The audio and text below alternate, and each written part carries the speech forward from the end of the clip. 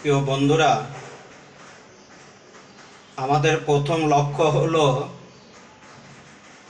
যে আমাদের দেশ বাংলাদেশকে বাঁচাইতে হলে এবং আমাদের দেশের মানুষকে বাঁচাইতে হলে যে আমাদের প্রথম টার্গেট হলো যে ভারতীয় পণ্যকে বয়কট করতে হবে।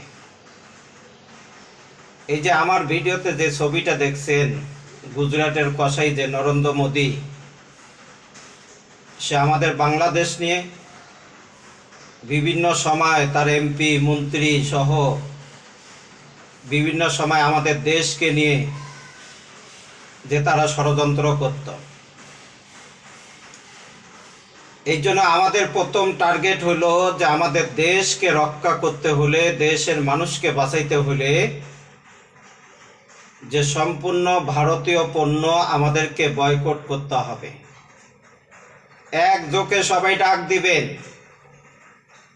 যে আমরা ভারতীয় পণ্য বয়কট করলাম, যে আমরা ভারতকে আমরা বয়কট করলাম।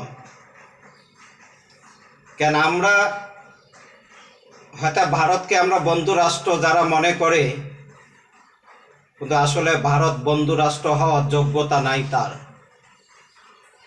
কি কারণে? এই ভারত সরকার সবসময় সে বাংলাদেশকে নিয়ে ষড়যন্ত্র করত, বাংলাদেশের মানুষকে নিয়ে তারা ষড়যন্ত্র করত। এই জন্য আমাদের মেন টার্গেট হলো ভারতীয় যত পণ্য বাংলাদেশে আছে, যে বাংলার জনগণ ভারতীয় সমস্ত পণ্যকে যে আমাদেরকে বয়কট ডাক দিতে হবে।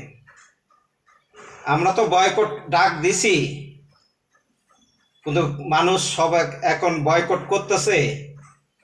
আমাদেরকে আরো সম্পূর্ণ বয়কট করতে হবে। তাহলে এই ভারত বাংলাদেশের বিরুদ্ধে আর সে মাথাচাড়া দিয়ে উঠতে পারবে না। যদি আমরা এই কাজটা করতে পারি, ভারতীয় সমস্ত পণ্যকে আমরা বয়কট ডাক দিলাম,